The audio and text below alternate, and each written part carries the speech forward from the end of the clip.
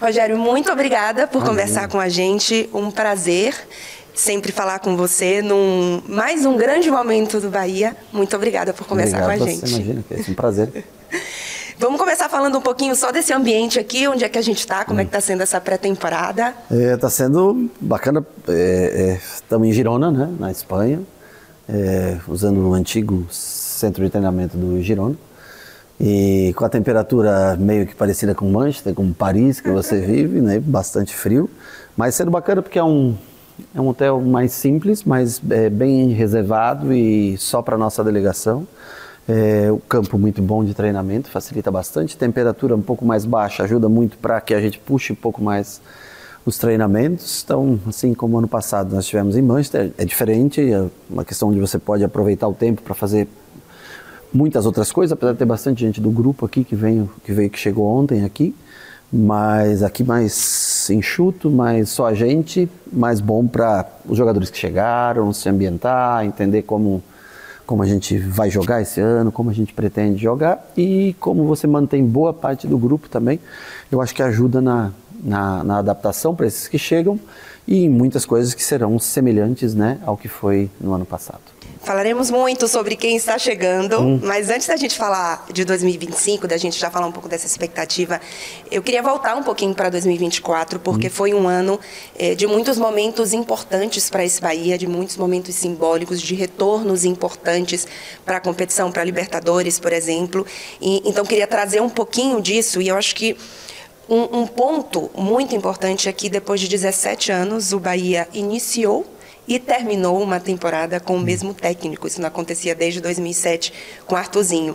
É claro que isso é reflexo do trabalho, né, dos resultados, mas também de uma forma de pensar. Uma mentalidade. Né? E acho que isso é importante a gente entender um pouco, porque a torcida, inclusive, não está acostumada. Em outros momentos, talvez o técnico não tivesse aguentado a pressão, né? Mas é uma forma e uma mentalidade diferente de trabalhar. Honestamente, é uma mentalidade que deveria ser. Eu acho que o Brasil inteiro, não é só o caso do Bahia, há 17 anos, deve ter outros times que estão há muitos anos sem finalizar uma temporada com um treinador. Eu acho que às vezes é necessário você refletir até onde você pode chegar, aonde você chegou e, logicamente, ver o ponto de partida e o ponto de chegada, e oscilações vão acontecer dentro dessa caminhada, para cima, para baixo. E o importante é você ter a noção de onde você pode chegar e ver, analisar se você conseguiu atingir objetivos que eram possíveis, né, no início dessa caminhada. Tem uma entrevista até para o Fred, teu companheiro de emissora, e no começo do ano que eu falo que, né, a intenção do grupo era para esse ano não viver o que viveu na última rodada do Brasileiro de 23 e, logicamente, ter uma campanha internacional. E dentro de dificuldades que nós tivemos, mas conseguimos no final, e de 2 meses muito ruins que tivemos em matéria de resultado e até de jogo, muitas vezes, especialmente fora de casa, mas eu acho que conseguimos levar o Bahia para uma pré-Libertadores. Vamos agora enfrentar o The Strongest, aí, altitude e tudo, mas vamos tentar fazer o nosso melhor e colocar o Bahia, né, numa próxima fase. Seria muito importante, eu acho que o ano internacional para o Bahia, a internacionalização do Bahia na América do Sul, acho que seria muito importante. Mais importante do que estar uma vez é permanecer ano após ano. E é um desafio para o futebol brasileiro, onde um time que ganha uma Libertadores está brigando por rebaixamento, o time que chega na final da Libertadores está brigando também por rebaixamento. Então a única coisa que você não tem é certeza do Campeonato Brasileiro. Mas eu acho que foi um ano, de maneira geral, se você for analisar, começo e fim de ano foi boa, com oscilações dentro no começo do ano, na final do Campeonato Baiano e naqueles meses de outubro e novembro dentro do Campeonato Brasileiro. A gente consegue até dividir um pouco, né? A primeira parte do Campeonato Brasileiro e a segunda parte que existia ali. E aí falo até um pouco como torcedora, uma frustração de que o Bahia começou o Campeonato Brasileiro brigando por primeira posição e, claro que existe um tempo, é natural esse amadurecimento, mas a sensação é que a torcida sofreu por tanto tempo, né, que agora que começa a ver uma possibilidade, tem pressa, né? Mas é preciso ter um tempo de amadurecimento, né? Eu acho que todo mundo quer pensar que pode ser campeão no final do ano, né? E nós vivemos ali aquelas sei lá, 15 primeiras rodadas, onde nós ficamos no G4 praticamente, e brigamos nas 7, 8 primeiras rodadas, até a 10ª rodada, se eu não me engano, não tenho certeza, contra o Flamengo, né? Nós jogamos ali brigando por liderança de campeonato, mas eu falo que o campeonato brasileiro são 8 meses, e você se manter no foco por 8 meses, você tem peças para você repor dentro desses 8, é muito difícil, para qualquer time. E alguns times, eles estão mais acostumados a chegar nesses grandes jogos decisivos, né? Os últimos anos mostram muito, por exemplo, Flamengo e Palmeiras chegando a muitas decisões, perdendo, ganhando muitas vezes, e é algo que, se você quer se solidificar entre o top 8, top 6, top 10 do Campeonato Brasileiro, é necessário se fazer presente, né? E cada vez adquirir alguma coisa. Se você fizer entrar numa Copa Libertadores, que eu acho que já é você ultrapassar a fase direta da Sul-Americana, e conseguir entrar numa fase de grupos é muito legal já para você ganhar experiência, né? Porque tem muitos jogadores aqui que nunca jogaram uma competição internacional, uma Copa Libertadores. Então, assim, tudo é você crescer. Eu acho que isso é um processo legal do Grupo City, tá? Eu acho que você contrata muitas vezes, você tem que vender, ganha um título, e eu acho que o processo, quando ele é consolidado, quando ele é feito camada por camada, e crescendo, melhorando o seu elenco, melhorando os seus jogadores, é difícil alguém que consiga ter tudo, você tem que gastar muito dinheiro. E a conta, ela é muito simples. Quando você gasta muito dinheiro, crédito e débito, arrecadação e gasto, né? E eu acho que o grupo sabe que vai investir durante 3, 4, 5 anos até conseguir chegar num 0-0, e a partir daí, em categoria de base, em centro de treinamento, e você vai poder revelar jogadores, começar também a ser um clube vendedor. Você vê o Tassiano, aos 30 anos de idade ser vendido, eu não sei exatamente, nunca sei exatamente o valor, mas a gente ouve, né, um jogador de quase 30 anos, você conseguiu uma venda. Então acho que mostra que o Bahia é um clube que contrata jogadores, especialmente os jovens, né, mas também quando tem a oportunidade é o ciclo da vida, né, é o que você consegue trazer de balanço para uma equipe. Então vamos ver se a gente consegue fazer um ano melhor, 2020, mais equilibrado talvez, com menos oscilação. Eu acho que esse é o objetivo. Eu usei muito nesse 2024 a palavra diagnóstico para esse Bahia, porque justamente por fazer parte desse processo, né, você precisa priorizar algumas coisas no início. Eu tenho a sensação de, por exemplo, o meio-campo foi muito priorizado nessa primeira janela de transferências, talvez por ser o coração do que o time quer jogar, e aí aos poucos você vai entendendo quais são os próximos passos. Então foi um ano talvez um pouco desse diagnóstico, até muitas vezes você disse que sentia falta de algumas opções para mudar o jogo, né? Existia inclusive uma crítica da torcida, né? De mudar um pouco, de tentar alguma variação. Você também pensa dessa forma, que teve esse diagnóstico? Não, veja bem, é que nós, no ano passado, no início, nós contratamos 3 jogadores importantes no meio campo: Caio Alexandre, Jean Lucas e Everton Ribeiro. Quando nós fizemos esse meio campo, aliado à permanência do Cauli, nós eu entendi que eram os jogadores mais talentosos do time.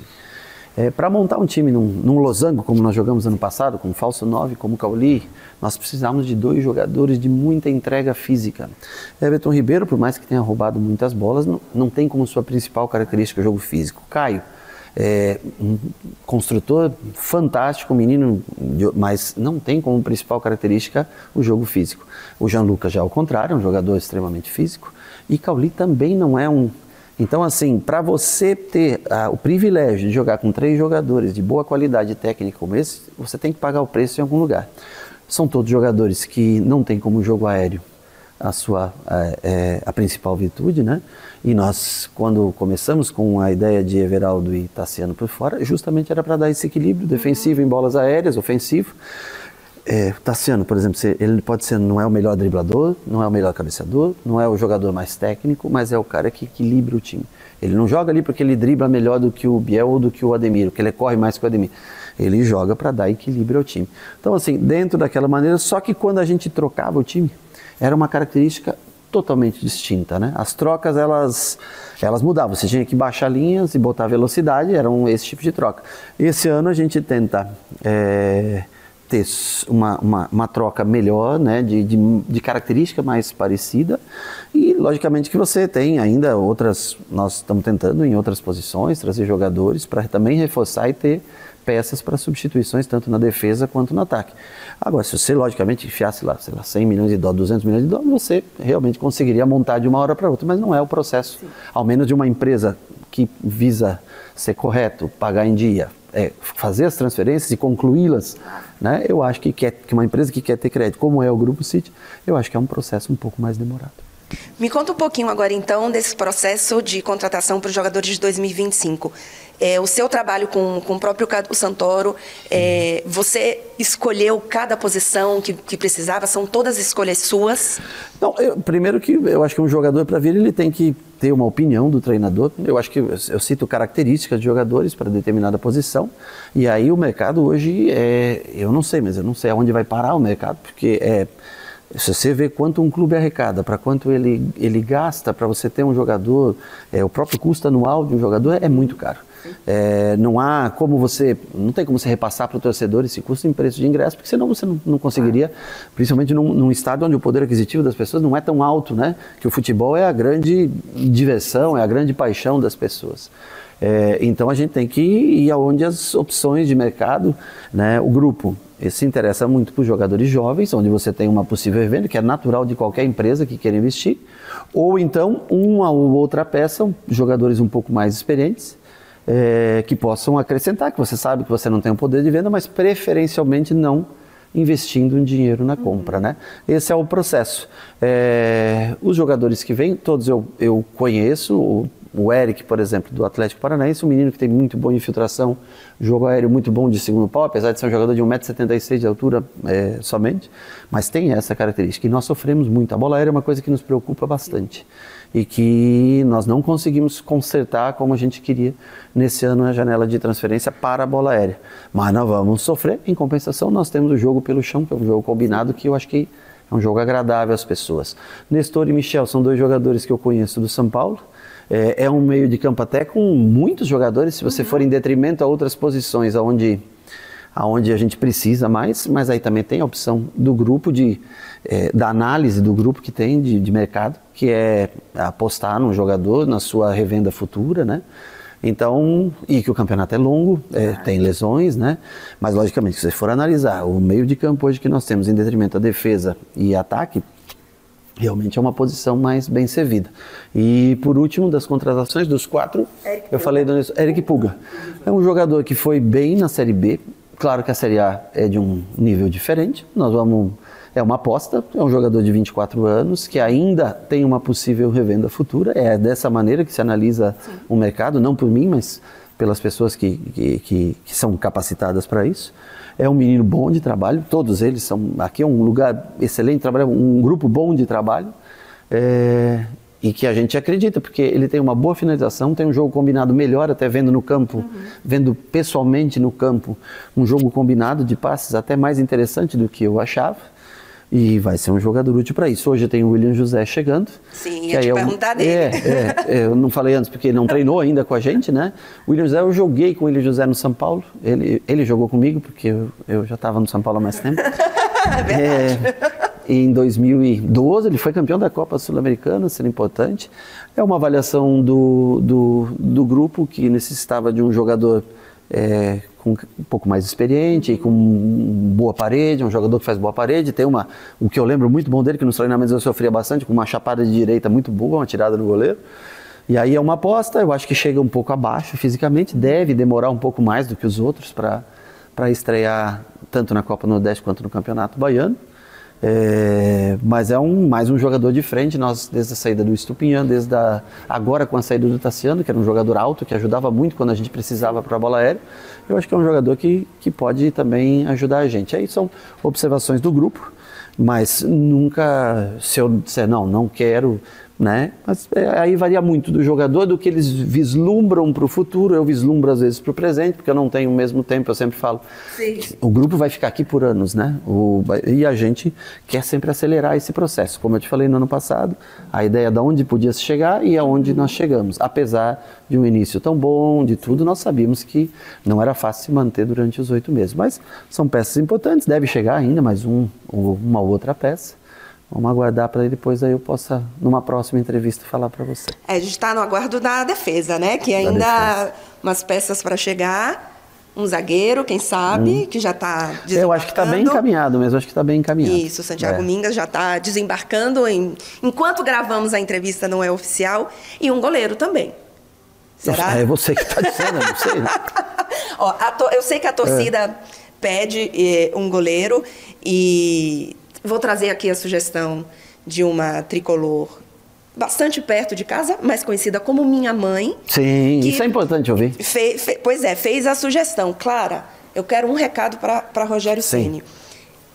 Ele treina e acumula funções. De vez em quando também faz uma de goleiro, especialmente quando precisar de um golzinho de falta na Libertadores. É a única saudade que eu tenho do futebol, sabia? É bater faltas. Que agora a perna também já não tem mais a musculatura adequada, mas é uma das poucas saudades que eu tenho do campo de jogo, né? Hoje já em outra fase. Mas é possível, porque nós tivemos a saída do Adriel, o Denis Júnior está treinando com a gente. Dá uma olhada, vamos dar uma analisada. Mas é possível que a gente... É uma posição difícil, sabe? De custo muito alto e que quem tem não quer soltar esse jogador. Nós temos Danilo e o Marcos que estão trabalhando super bem, vão iniciar aí o Campeonato Baiano, de repente, o Baiano e a Copa, de repente até revezando jogos, que eu acho que é importante, não só eles, mas todo o elenco, a gente rodar, botar esses jogadores para jogar nesse começo de campeonato, até porque a pré-temporada ela tem que se estender, se você quiser ter uma entrada de campeonato brasileiro melhor.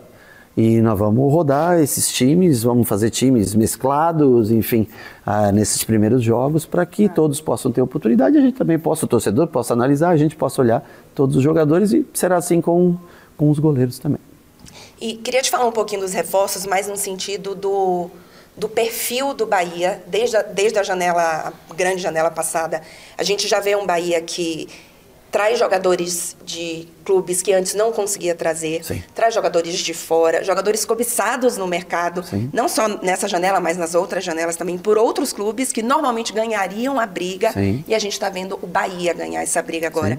Como é que você vê essa atitude, esse posicionamento do Bahia no mercado? Eu acho que hoje é uma equipe, um grupo que tem a possibilidade, eu acho que não vai fazer loucuras, não vai fazer coisas que vão sair muito fora de planejamento.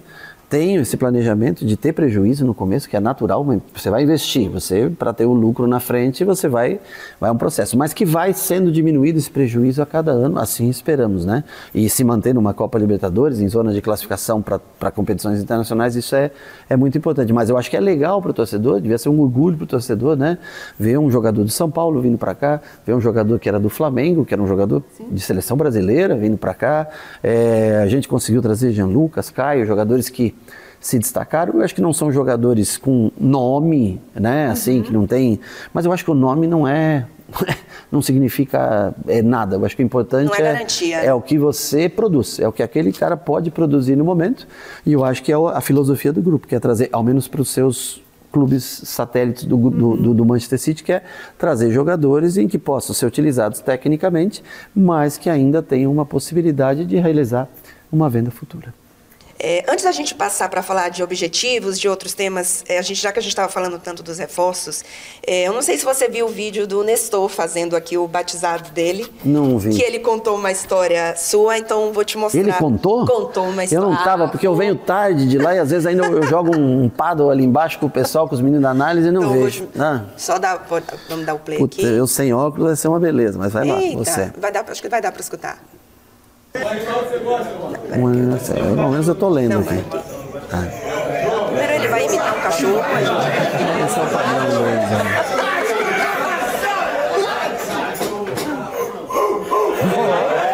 Bem de cachorro. O que ele vai falar mal de mim? Teve uma vez que teve um rachado lá, né? Ele não gostava muito de fazer, aí decidiu fazer no fim do ano. E aí ele jogou, ele foi bater escanteio e errou. Bateu no primeiro pau do jeito que ele queria. É isso aí. A gente, pô, professor, capite, não sei o quê. Aí ele foi e falou assim, pô, vocês erraram o ano inteiro. Ele é muito bom menino. Eu reclamo muito de batida na bola mesmo, porque mas assim... ele é um garoto especial, eu tenho certeza que vai ter um futuro aqui bacana, eu acho que ele pode render. Teve essa lesão ano passado, que tirou ele por muitos meses, né? Mas foi uma visão do Cadu e das outras pessoas do grupo que seria interessante, porque eles acreditam que ele pode, além de produzir, eu sei que ele pode produzir no campo, Mas é um jogador jovem, né? Um jogador talentoso, decidiu uma Copa do Brasil em favor do São Paulo, jogou alguns jogos comigo no São Paulo quando eu cheguei. Aliás, o meio-campo era muito jovem, com ele, com o Igor Gomes, com o Gabriel Sara, né? Que foi para Championship e agora foi vendido e tudo. Eu acho que ele vai dar muita alegria, mas eu pego no pé mesmo. Bateu o escanteio fora do lugar, bateu. E olha que nosso forte não está na bola parada, não tem sido nosso forte nesse ano, mas nós vamos tentar melhorar. Muito bem, então vamos falar um pouquinho de objetivos para essa temporada. Você já achava na passada, né, que podia subir um pouquinho desse de não passar sufoco. O que você pode contar para a gente? O que você tem de expectativa para 2025 para o Bahia? Eu gostaria de fazer uma previsão como foi em janeiro do ano passado, né? Mas é difícil. Eu acho que as equipes, as que já são muito fortes, estão se reforçando ainda mais. Sim. Há algumas equipes que não eram comentadas como favoritas para esse ano, estão gastando bastante dinheiro fazendo. Tirou um exemplo, né? O Cruzeiro, com tantas contratações, né? Então, assim, é um campeonato brasileiro que é imprevisível. Eu quero?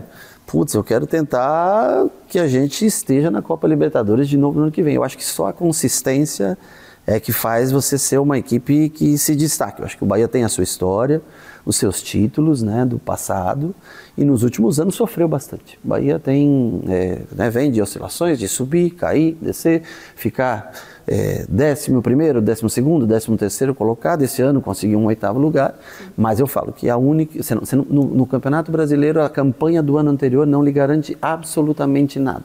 Se você vai lá na Inglaterra, você vai ver muita chance de estar aqueles mesmos 5 primeiros vão estar lá. Você vem aqui na Espanha, você vai ver que os 3 primeiros, normalmente, né, o Girona foi uma surpresa até no ano passado, mas você vai lá, Barcelona, Real Madrid e Atlético de Madrid, mas no Brasil, se você não tiver concentração do começo ao fim, se você não for atento aos detalhes, as coisas escapam de controle, né? Vamos ver se a gente consegue novamente fazer com que o Bahia... Eu falo que para mim, assim, isso para o clube, para o nosso, para todo... O campeonato brasileiro, ele tem que ser sempre o objetivo maior, porque Copas são ilusórias. Copas, você pode ir lá, chegar, um só vai ser campeão e os outros todos vão se frustrar.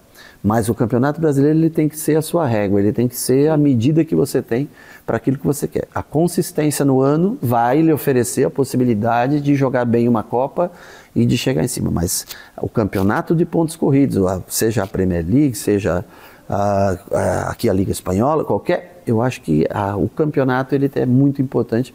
Para mim é o que mais... Quando a gente sai do trilho, às vezes em busca, abre mão para jogar as Copas e aí você se frustra numa final, você não tem mais forças para reagir. Isso é o caso de alguns times que jogaram esse ano, que se frustraram nas Copas e não conseguiram chegar a uma Copa Libertadores. Então, para mim, campeonato de longo prazo, eu acho que tem que sempre ser a linha de chegada que você tem que imaginar. E eu espero que o Bahia consiga estar do 8º para cima novamente e todo mundo quer que seja campeão, lógico, eu sei, mas não é fácil no Campeonato Brasileiro. Vamos lutar pela melhor posição que a gente possa ter. E sobre Libertadores, acho que é muito que você falava de estar lá, né? Todo ano. Sim. E ganhando experiência. Mas fala um pouquinho desse retorno do Bahia para a Libertadores, porque acho que é algo muito emocionante para a torcida. Tem um simbolismo muito grande. Então, como é que está um pouquinho disso? Eu acho que assim, o reflexo do estádio no último jogo, tanto dos jogadores quanto da torcida, essa energia que foi criada. Nós descemos no meio da torcida, passamos, né, para subir no vestiário. O pós-jogo foi muito legal. Eu acho que isso é um presente para o torcedor, né? Para nós também mas eu acho que essa energia tem que ser transformada já no dia 25, se eu não me engano, que é o jogo da volta, né? Se eu não me engano, dia 25 de fevereiro, o jogo da volta, nós temos que fazer... Cara, você vê um jogo de Libertadores depois de 35 anos, é uma emoção muito grande, né? Eu pude jogar muitas vezes essa competição, 10, 12 vezes. Conhece como poucos.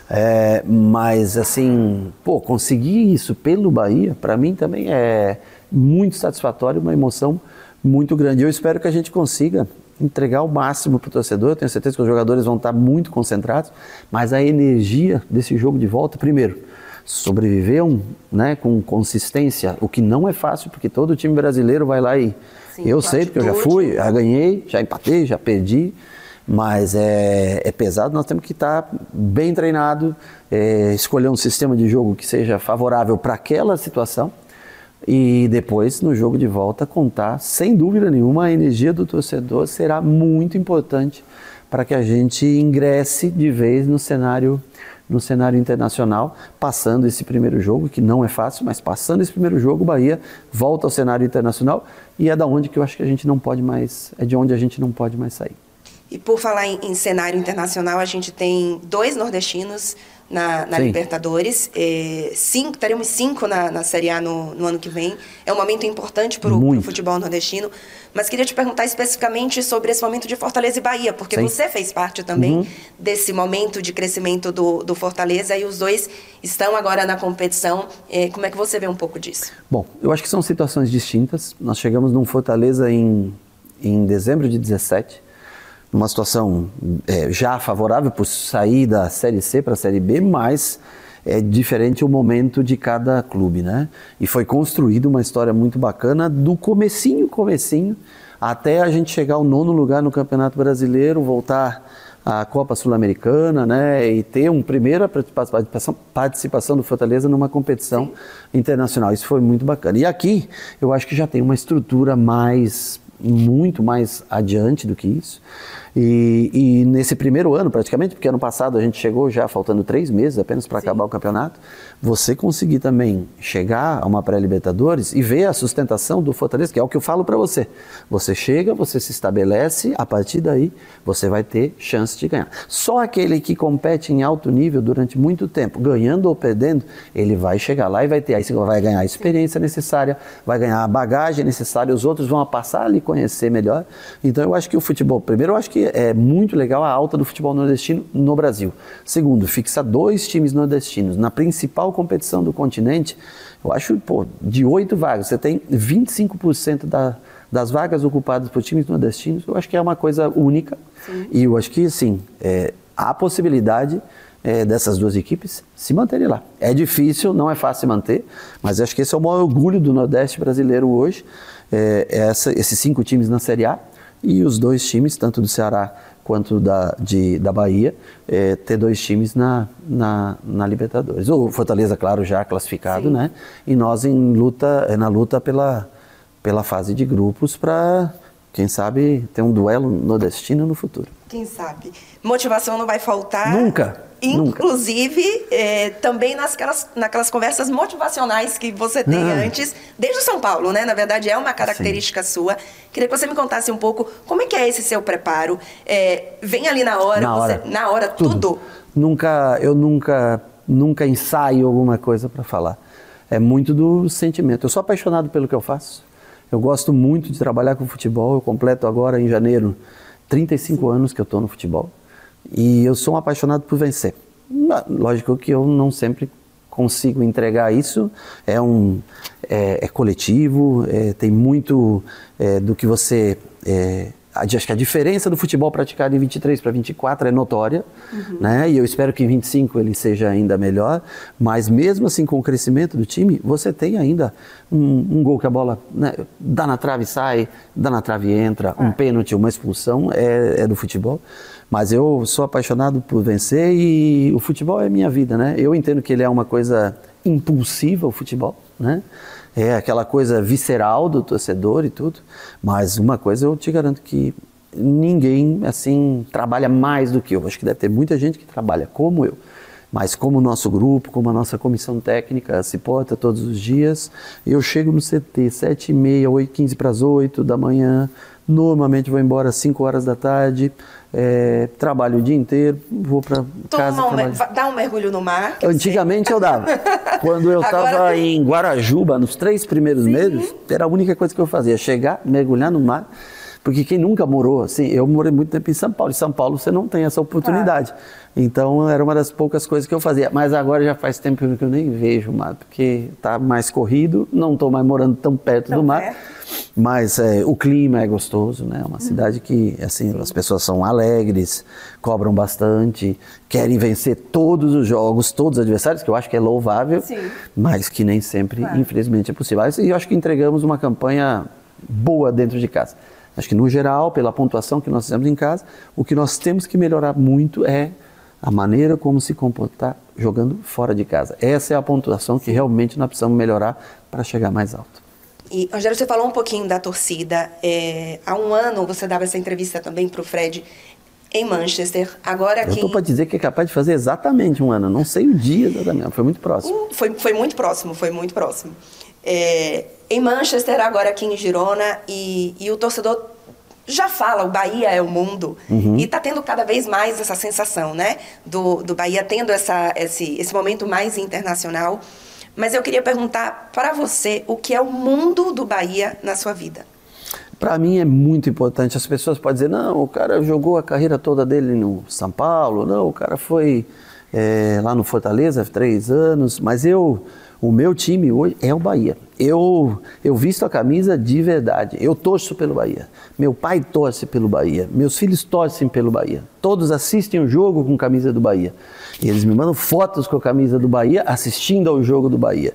Então, assim, e eu sei que eles torcem muito por mim e sempre vão torcer pelo time que eu estiver. Mas, assim, a maneira como as pessoas me tratam dentro do CT, a maneira como os jogadores se comportam todos os dias, para mim me faz cada vez torcer pelo sucesso deles, consequentemente pelo meu sucesso também, e pro maior objetivo de todos, que é trazer alegria para o torcedor do Bahia, que talvez nesse século, né, não tenha vivido tantas coisas boas, principalmente em nível nacional, mas que nós queremos. É o que eu mais quero de coração, fazer primeiro o Bahia campeão e depois viver numa média nos próximos anos de estar sempre ali brigando, porque o Campeonato Brasileiro, você vê o Atlético Paranaense, que é um time no começo do ano, eu apontava como entrar entre os 8 primeiros. O Red Bull, que vinha de campanhas regulares e sofreu, oscilou. O Atlético Mineiro, que era um time massa, e sofreu. Então, assim, não há garantias no futebol brasileiro, mas para isso falo para eles todos os dias, desde a pré-temporada.